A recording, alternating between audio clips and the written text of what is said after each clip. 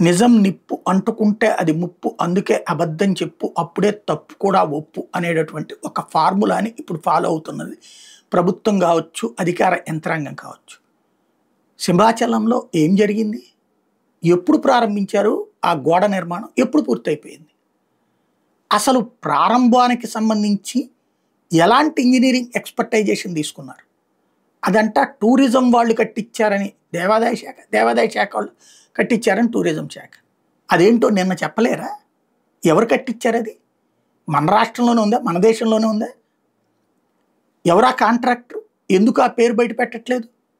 అలాగే ఈవో ఏం చేస్తున్నారు? నిద్రపోతున్నారా?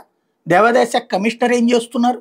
దేవాదాయ శాఖ మంత్రి ఏదేదో వర్షం వస్తే పడిపోయిందంట.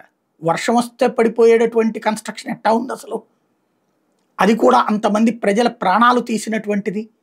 ఓవరాల్గా చూస్తే ధర్మం దారి తప్పినప్పుడు దేవుడు మార్గం చూపిస్తారు.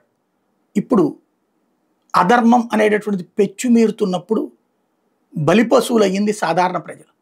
ఈ అధర్మాన్ని రక్షించాలనుకుంటారా? ధర్మపరంగా నిజాయితీగా బాధ్యత వహిస్తారా? తేలాల్సి ఉంది.